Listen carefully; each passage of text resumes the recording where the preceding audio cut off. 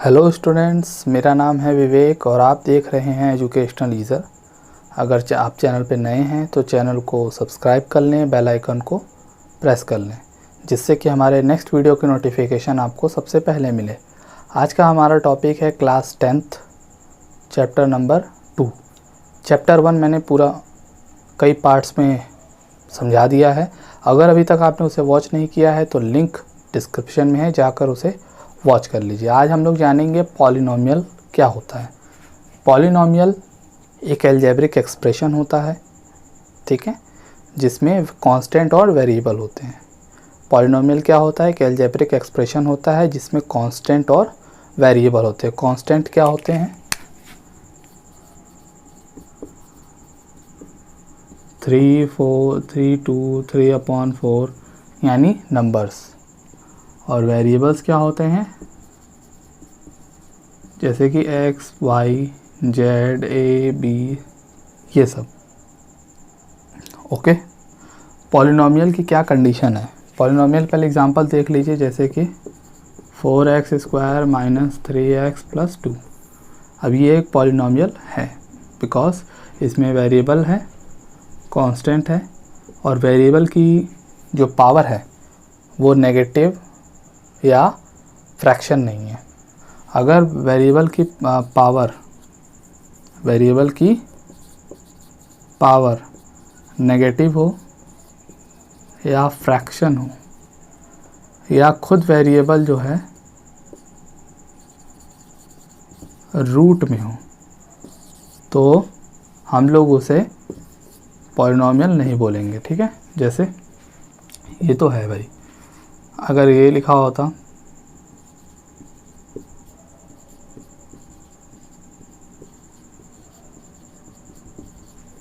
आप देख पा रहे हो, इसमें वेरिएबल भी है, कांस्टेंट भी है, बट एक वेरिएबल जो है वो रूट में है, तो हम कह सकते हैं कि ये पॉलिनोमियल नहीं है।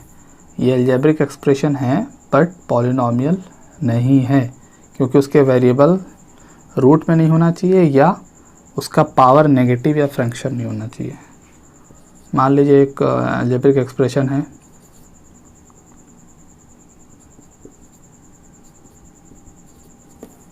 यहाँ पे देखिए वेरिएबल का पावर फ्रैक्शन में आ गया, तो ये भी पॉलिनोमियल नहीं है।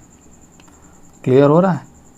तो आप समझ गए होंगे कि पॉलिनोमियल इन्हीं दोनों कंडीशन पे नहीं होगा, अदरवाइज़ कोई भी अलजेब्रिक एक्सप्रेशन होगा वो आपका पॉलिनोमियल कहलाएगा। तो डिग्री की बात कर लेते हैं। किसकी बात करते हैं?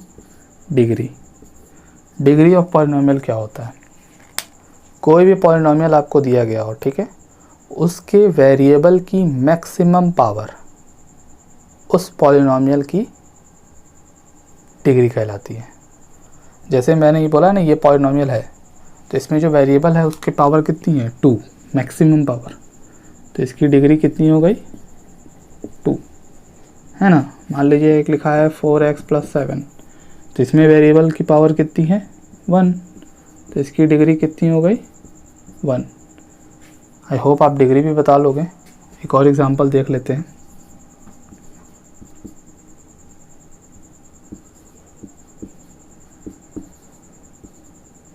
अब ये देखें, तो इसमें वेरिएबल की मैक्सिमम पावर कितनी है? 100, तो डिग्री कितनी हो गई इस पॉलिनोमियल की? 100। तो डिग्री बहुत सिंपल सी चीज़ है। डिग्री के बेस पे इसको डिवाइड किया गया है पॉलिनोमियल को। लीनियर पॉलिनोमियल,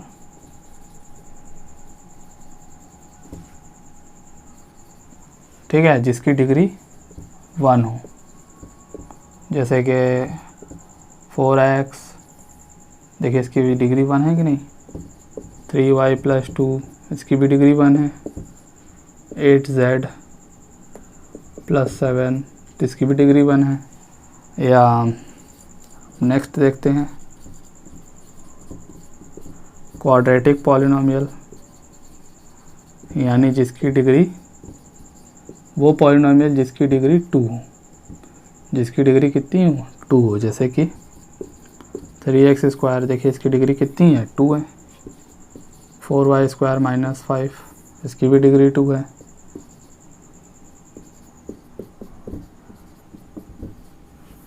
है कि नहीं। देखिए यहाँ पे भी डिग्री 2 है, तो ये आपका क्वाड्रेटिक कहलाएगा। क्यूबिक,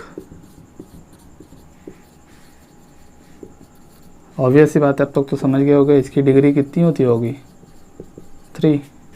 जैसे कि 4x cube 7y cube minus 7y square plus 8y plus 7। अब ये लिखा हुआ है इसमें डिग्री मैक्सिमम पावर कितना है, 3, तो उसकी डिग्री 3। और 3 डिग्री वाले को क्यूबिक पॉलिनोमियल, 2 डिग्री वाले को क्वाड्रेटिक पॉलिनोमियल और 1 डिग्री वाले को linear polynomial. I hope clear हो गया होगा। और अगर 3 से ज़्यादा डिग्री होगी तो उसको सिंपल पॉलिनोमियल ही बोलेंगे, ठीक है। इसके अलावा भी कुछ चीज़ें होती हैं, जैसे कांस्टेंट पॉलिनोमियल, जैसे कि 3, ये भी देखिए एक पॉलिनोमियल है भाई, है ना। अब आप कहोगे इसमें तो वेरिएबल नहीं है, तो वेरिएबल नहीं है तो हम लोग सपोज़ करते हैं कि इसके मल्टीप्लिकेशन में कोई ना कोई वेरिएबल होगा जिसकी पावर कितनी होगी, 0। यानी आप इससे अंदाज़ा लगा लें कि कांस्टेंट पॉलिनोमियल की डिग्री कितनी होती है, 0, है ना। उसी तरह 0 पॉलिनोमियल भी होता है, 0 पॉलिनोमियल। अब इसके भी मल्टीप्लाई में कुछ नहीं है तो ये होगा, इसकी भी डिग्री कितनी होती है, 0। कांस्टेंट पॉलिनोमियल के और एग्जांपल आप देख लीजिए, जैसे 4/2 या 4/7 कर लीजिए, तो ये भी कांस्टेंट पॉलिनोमियल है ना, क्योंकि इसमें कुछ नहीं है तो आप z लगा के या x लगा के पावर 0 लिख सकते हो। और इसकी वैल्यू क्या होती है, 1। हमेशा किसी भी चीज़ के पावर 0 हो तो उसकी वैल्यू 1 होती है। तो आई थिंक ये सारी चीज़ें आप समझ गए होंगे। डिग्री, तो डिग्री आप समझ गए। तो अब हम लोग एक चीज़ समझते हैं कि जो पॉलिनोमियल होता है, अगर मान लीजिए लिखा हुआ है 4x square plus 3x plus 8, तो ये x का पॉलिनोमियल है। किसका पॉलिनोमियल है, x का। इसमें वेरिएबल x है, तो इसको हम लोग पॉलिनोमियल ऑफ x लिखते हैं इस तरीके से। आप समझ पा रहे हो, ठीक है। तो जो लीनियर पॉलिनोमियल होता है उसका जो स्टैंडर्ड फॉर्म होता है लीनियर पॉलिनोमियल का, वो होता है ax प्लस b। और इसका ग्राफ कैसे बनता है, वो स्ट्रेट लाइन बनता है। इस तरह से बन गया या इस तरह से बन गया, इस तरह से बन गया, स्ट्रेट लाइन बनता है। ये किसका है, लीनियर पॉलिनोमियल का स्टैंडर्ड फॉर्म है। रही बात क्वाड्रेटिक पॉलिनोमियल की,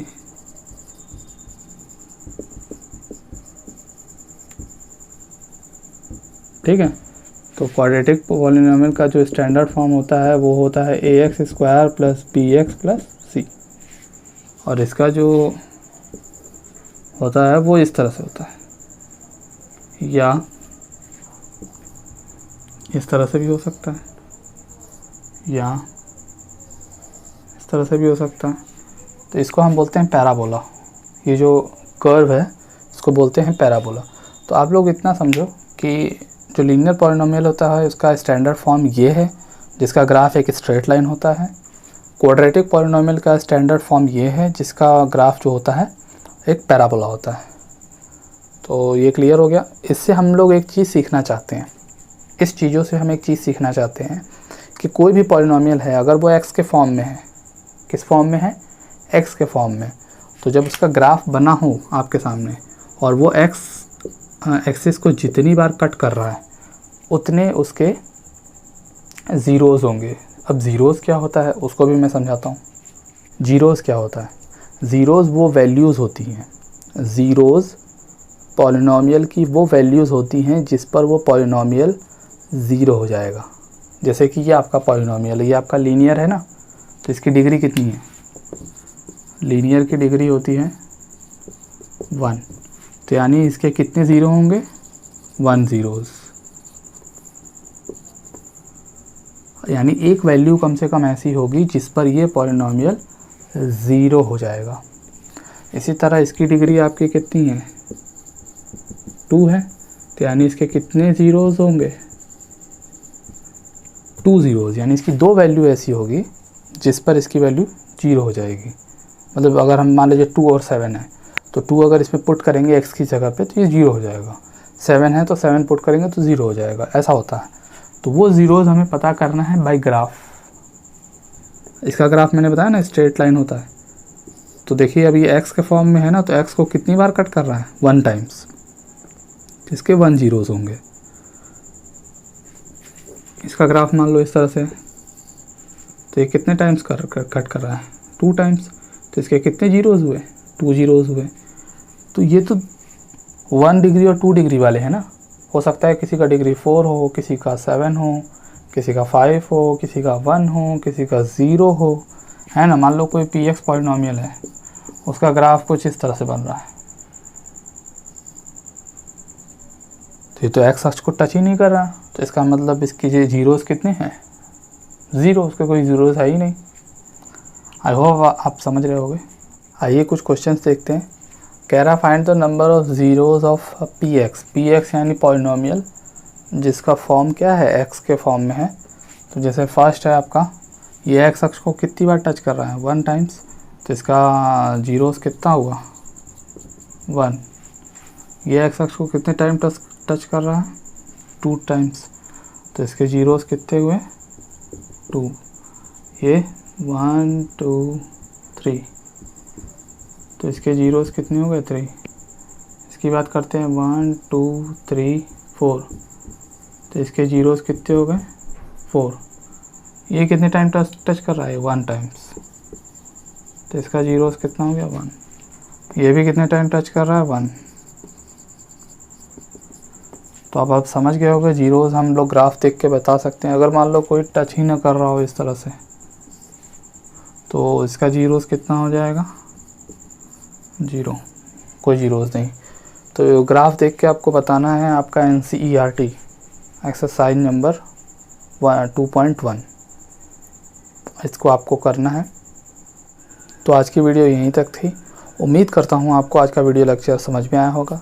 अगर समझ में आया है तो वीडियो को लाइक ज़रूर करिए और अपने दोस्तों से शेयर करिए और उनसे कहिए सब्सक्राइब कर लें। हम लोग मिलेंगे नेक्स्ट वीडियो में, तब तक के लिए बाय बाय।